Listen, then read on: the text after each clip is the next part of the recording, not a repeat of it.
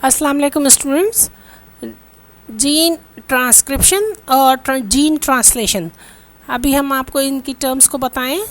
Gene transcription ये अमल है जिसमें डीएनए का डबल हेलिक्स एक मैसेंजर आरएनए यानी एमआरएनए बनाएगा, जिस पर इंस्ट्रक्शंस दी जाएंगी किसी ख़ास काम को करने की, किसी ख़ास टास्क को सरअंजाम देने की।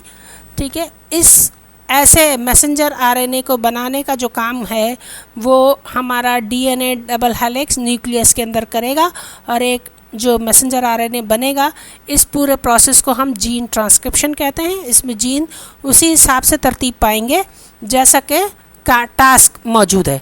इसके बाद दूसरा जो टर्म आप देख रहे हैं, this is called gene translation. इसमें यह होगा कि जो ट्रांसक्रिप्शन के नतीजे में बनने वाला मैसेंजर आरएनए है वो ट्रांसलेट होगा यानी डीकोड होगा। उसके ऊपर जो इंस्ट्रक्शंस दी गई हैं इस जीन की तरफ से, वो उसके हिसाब से काम करेगा मैसेंजर आरएनए।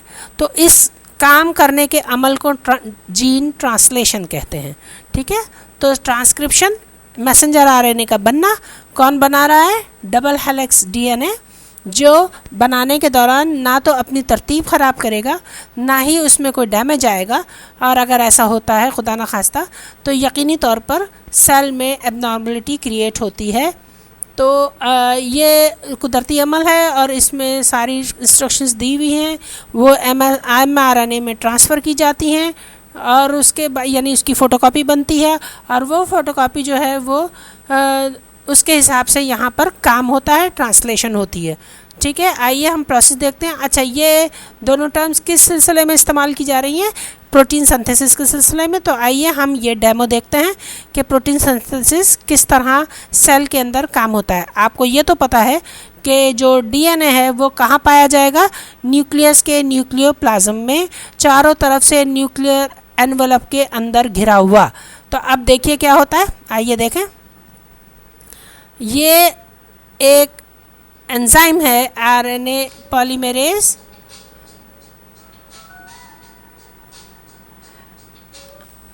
हाँ जनाब, तो ये आरएनए पॉलीमरेज एक एंजाइम न्यूक्लियस रिलीज़ करेगा जो कि डीएनए के से एक फ़ोटोकॉपी मैसेंजर आरएनए की बनाने की लिए ज़रूरी है। ये मैसेंजर आरएनए बना और ये गायब हो रहा है, ये फ़रार हो रहा है, ये निकल के भाग रहा है न्यूक्लियर एनवेलप के में मौजूद छोटे छोटे पोर्स से, जिनको हम न्यूक्लियोपोर कहते हैं। इनसे ये भाग के कहाँ जाएगा? साइटोप्लाज्म में। न्यूक्लियस में से ये बाहर आ रहा है। ठीक है, आपने देखा ये निकला और ये निकल कर आ गया।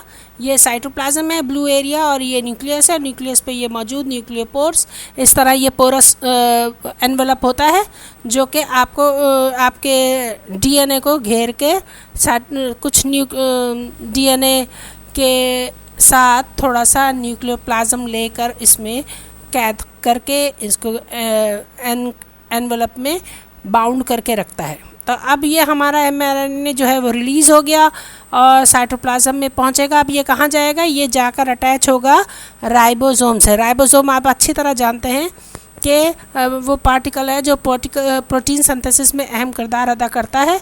और वो कहाँ अटैच होते हैं? कुछ तो फ्री फ्लोटिंग करते हैं साइटोप्लाज्म में, बाकी जो हैं वो राइबोसोम्स अटैच होते हैं एंडोप्लाज्मिक रेटिकुलम की वॉल से। और ऐसे एंडोप्लाज्मिक रेटिकुलम जिन पर राइबोसोम्स अटैच हों उनको क्या कहा जाता है? उनको रफ आरएनए या राइबोसोमल आरएनए कहा जाता है, वो एंडोप्लाज्मिक रेटिकुलम कहा जाता है। ठीक है, RER आप लोगों ने सुना होगा, रफ एंडोप्लाज्मिक रेटिकुलम। सो अब देखें क्या होता है। यहाँ से ये चला और ये राइबोसोम से अटैच हो गया। कौन? Messenger RNA. ये इसका स्मॉल सब यूनिट है, छोटा हिस्सा है, छोटा टुकड़ा है राइबोसोम का, और ये उसका बड़ा हिस्सा है। इसके दरमियान में अटैच हो जाएगा मैसेंजर आरएनए और डीकोड होना शुरू होगा। जो इसमें कोड लगे हुए हैं कि कौन सा प्रोटीन बनाना है, वो कोड अब पढ़े जा रहे हैं। कौन पढ़ रहा है? राइबोसोम, और इंस्ट्रक्शन दे रहा है प्रोटीन को बनने की। ठीक है। वो इंस्ट्रक्शन से यहाँ से ये प्रोटीन बनना शुरू हुआ है, यहाँ से वो डीकोड हो रहा है और इस तरह ये प्रोटीन सिंथेसिस होगा। अब जहाँ इस प्रोटीन की ज़रूरत है सेल को, वहाँ पर ये यूज़ होगा, ठीक है। तो 20 टाइप्स ऑफ प्रोटीन्स मौजूद हैं हमारे पास, अमाइनो एसिड्स, जिनकी अरेंजमेंट है एक अमाइनो एसिड, दूसरा अमाइनो एसिड, तीसरा, इस तरह बीड लाइक प्रोटीन बनेगा। अब किसकी कहाँ ज़रूरत है वो इनको मालूम है, ये वहाँ जाके अटैच होंगे, अपना काम पूरा करेंगे, टास्क पूरा करेंगे और मैसेंजर आरएनए जो है वो अपना डीकोड हो जाएगा इस तरह, ठीक है। तो आपको उम्मीद है कि ये प्रोसेस पसंद आया होगा। डिस्क्रिप्शन और सब्सक्राइब करना हरगिज़ ना भूलिएगा चैनल को, और मज़ीद किसी चीज़ की ज़रूरत हो तो ज़रूर मैसेज कीजिएगा कमेंट्स बॉक्स में। Thank you so much. एक दफ़ा आप और देख सकते हैं कि ये निकला और ये साइटोप्लाज्म में एंटर हुआ, अटैच हुआ राइबोसोम से, राइबोसोम से अटैच होने के बाद डीकोड होना शुरू हुआ और यहाँ प्रोटीन बनना शुरू हो गए, ठीक है।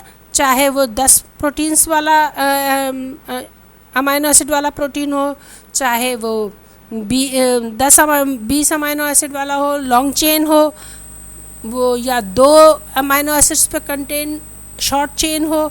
अब एज़ पर रिक्वायरमेंट जैसे ज़रूरत होगी वैसा ही प्रोटीन बनेगा, जैसा कि इंस्ट्रक्शन डीएनए ने आरएनए को दी है।